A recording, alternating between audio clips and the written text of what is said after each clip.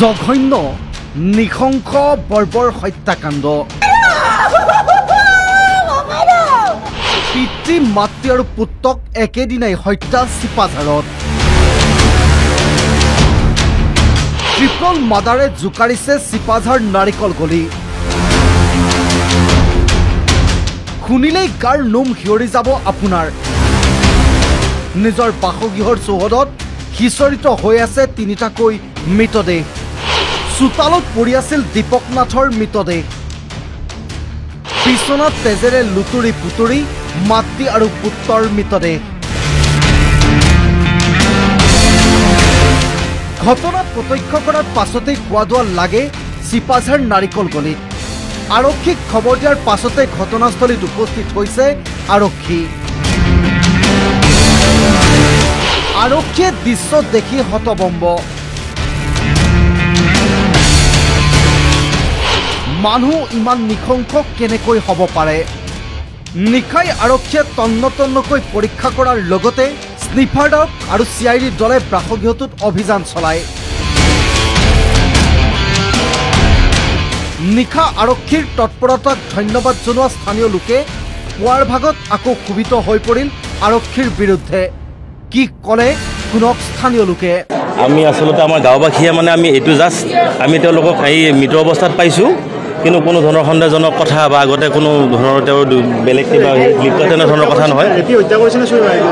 এতিয়া আমি ঠিক ভিতৰলৈ যোৱা নাই যদিও আমি শুনিছোঁ মানে তাত মানে বাকী দুজন পৰি আছে তেওঁলোকৰ তাৰমানে অলপ ডাইৰেক্ট হপিওৱা এটা হেৰি আছে প্লাছ এখেতৰ তেনেকুৱা গাত তেনেধৰণৰ চিন নাই অলপ মুখত কিবা তেজৰ চেকুৰা কিছু লাগি আছে গতিকে আমি যিখিনি কওঁ বা আমি যিখিনি জানো ঠিক তেনেধৰণৰ সন্দেহজনক বা কোনো ধৰণৰ 2 নম্বৰী চক্ৰৰ লগত সেনেকুৱা আমি ধৰণৰ এজন ভাল সৰবৰাহী মানুহ বুলি আমি জানো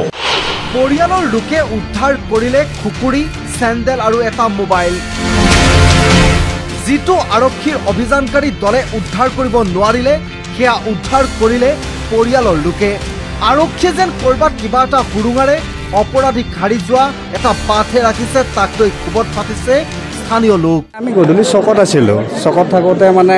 তেখেতসকলৰ ভতিজাটো মানে আমাৰ ওচৰতে আছিলে থকাৰ তাৰপিছত তেখেতে ক'লে যে ঘৰত কিবা এটা হৈছে আহি দেখিছোঁ মৃতদেহটো ইয়াত পৰি আছে 2জন ভিতৰত পৰি আছে তিনিজন ঢুকাইছে অলৰেডি এওঁৰ নাম দীপক নাথ তাৰপিছত ল'ৰাজন পৰি আছিল চিপাঝাৰ হায়াৰ ছেকেণ্ডাৰীত তাৰপিছত মাক ঢুকাইছে এনে সেইখিনিয়ে দেখিছোঁ আৰু পুত্ৰ তেখেত মণ্ডল হয় তেখেত কমলপুৰত কৰিছিলে ক্ৰমান্বয়ে ৰহস্যখন হৈ পৰিছে লাটমণ্ডল দীপক নাথৰ পৰিয়ালৰ হত্যাকাণ্ডৰ ঘটনা কোনে হত্যা কৰিলে দীপক নাথৰ পৰিয়ালক লাটমণ্ডল দীপক নাথৰ সৈতে কাৰোবাৰ মাটিবাৰী সংঘাত আছিল নেকি তাকে লৈ ৰহস্যৰ সৃষ্টি হৈছে এতিয়া কেৱল অপেক্ষা আৰক্ষীৰ তদন্তলৈ আৰক্ষীয়ে তদন্তত কি ৰহস্য ভেদ কৰিব পাৰে news desk report the news plus